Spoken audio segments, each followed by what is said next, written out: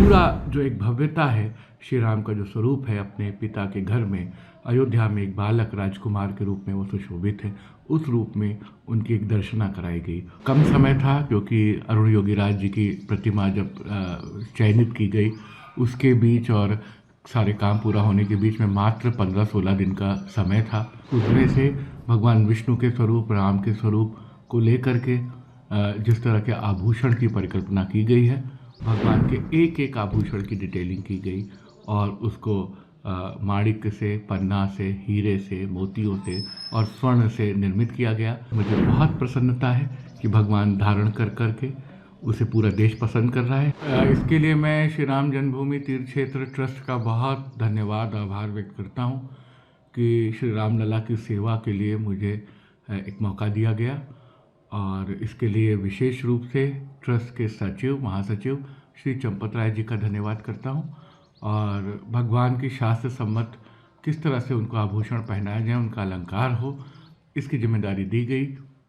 और कम समय था क्योंकि अरुण योगीराज जी की प्रतिमा जब चयनित की गई, उसके बीच और सारे काम पूरा होने के बीच में मात्र 15-16 दिन का समय था। तो एक बहुत बड़ा चैलेंज था, लेकिन बड़ी जिम्मेदारी से उसके लिए काम किया गया। अध्यात्म रामायण, श्रीमद् वाल्मीकि रामायण, रामचरितमानस और दक्षिण में प्रचलित यामुनाचार्य जी के आलवंदार स्तोत्र, जो भगवान श्री लक्ष्मी नारायण, भगवान वेंकटेश की आराधना में हमेशा पढ़ा जाता है, उसमें से भगवान विष्णु के स्वरूप, राम के स्वरूप को लेकर के जिस तरह के आभूषण की परिकल्पना की गई है, उसका प्रयोग किया गया। इसके लिए हर सहायमल श्यामलाल ज्वेलर्स ने अपना सहयोग दिया। उन्होंने बड़ी मेहनत से 132 कलाकारों के टीम के साथ ये काम किया।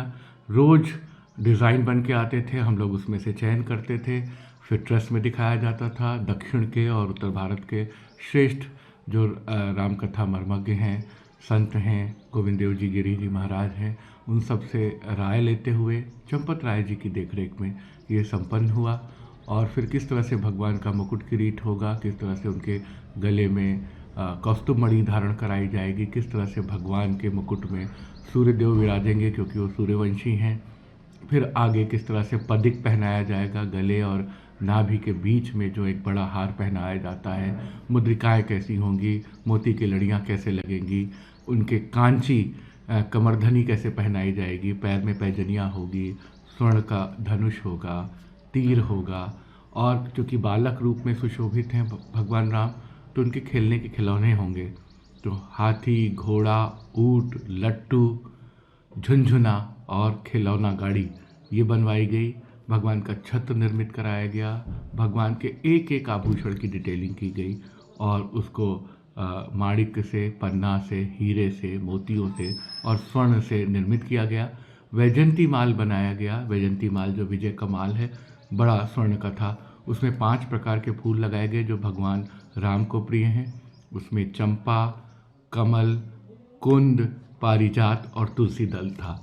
तो इस तरह से इन आभूषणों की परिकल्पना की गई और मुझे बहुत प्रसन्नता है कि भगवान धारण कर करके उसे पूरा देश पसंद कर रहा है। हालांकि मैं ये भी कहूँगा कि श्री राम की महिमा है, उनकी भव्यता है, उनको एक साधारण फूल की माला भी पहना दी जाए तो वो उतने ही दिव्य लगेंगे जितना कि वो इन आभूषणों के साथ लग रहे हैं। सर, उनके भुजदंड में कैसा शोभायमान उनके उनके उनके उनके भुजाओं में अंगद या भुजबंद पहनाया गया है। उसमें भी माणिक और पन्ने और हीरे लगे हुए हैं। चरणों में पैजनियाँ पहनाई गई है और छड़ा पहनाया गया है। बहुत मशहूर पद है तुलसीदास का, ठुमक चलत रामचंद्र बाजत पैजनियाँ। तो पैजनी की कल्पना की गई और जो कांची पहनाई गई, जो कमरधन पहनाई गई, उसमें क्षुद्र घंटिकाएँ लगाई गई। घंटी जो मंगल ध्वनि सुशोभित करती हैं, तो ऐसी 5 घंटियाँ हीरे की बना के लगाई गई। पूरा जो एक भव्यता है, श्री राम का जो स्वरूप है अपने पिता के घर में, अयोध्या में एक बालक राजकुमार के रूप में वो सुशोभित है, उस रूप में उनकी एक दर्शना कराई गई। और मुझे लगता है कि इतना सब पहनाने के बाद भी भगवान की भव्यता, उनके अपने दिव्य स्वरूप, उनके तेजोमय रूप, उनके मर्यादा पुरुषोत्तम स्वभाव के कारण है। इस बात का जरूर ध्यान रखा गया, पूरी गरिमा के साथ और पूरे मर्यादा के साथ सारी परंपरा का निर्वहन हो, जिसे करने का हमने प्रयास किया। इसके लिए तीर्थ क्षेत्र ट्रस्ट का आभारी हूँ। इसके लिए इसके बनाने वाले कारीगरों का आभारी हूँ, हर सहायमल श्यामलाल ज्वेलर्स का आभारी हूँ, और जो भी थोड़ी बहुत मेरी भूमिका रही मैं उसके लिए धन्यवाद व्यक्त करता सर हूँ। भगवान राम का जो हार पहनाया गया है माला, वो काफ़ी विशिष्ट लग रहा है, ये कहाँ निर्मित की है? ये सब ज्वेलर्स ने बनाया और इसको जयपुर में भेज करके कारीगरों ने तैयार किया। 5 लड़ियों की ये पदिक बनाई गई है, जैसे कि हमारे यहाँ परंपरा है, और उसमें हीरों का हार है जिसमें बड़े बड़े पन्ने सुशोभित हैं। पन्ने का भी एक खास महत्व है कि पन्ना बुद्ध का प्रतीक होता है।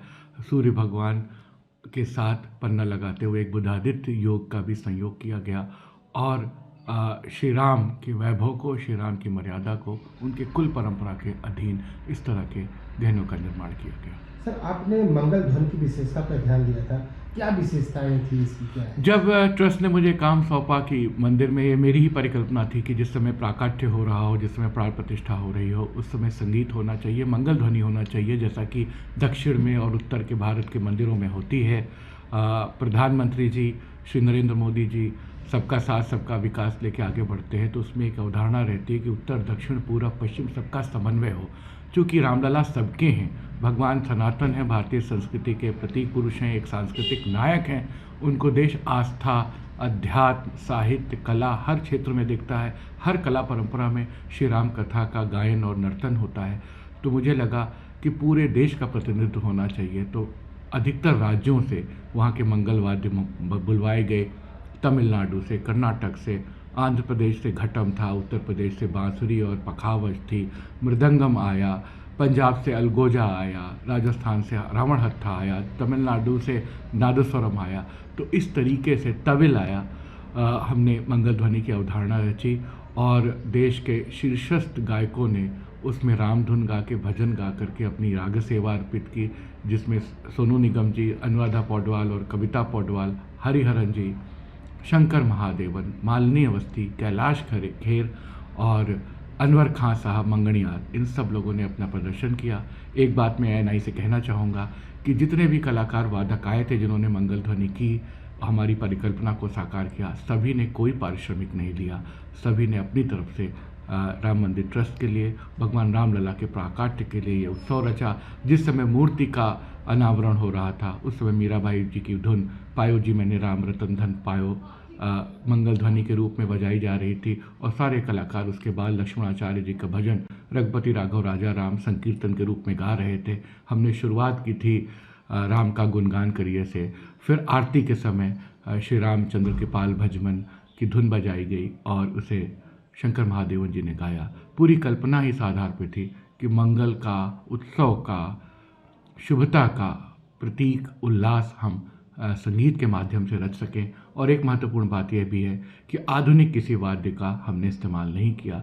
जो भी आधुनिक प्रचलित वाद्य हैं उनको छोड़ करके भारतीय परंपरा में और मंदिरों के गोपुरम में बजने वाले, रंग मंडप, नृत्य मंडप में बजने वाले वाद्यों का इस्तेमाल किया, जैसा प्राचीन काल में उल्लेख मिलता है।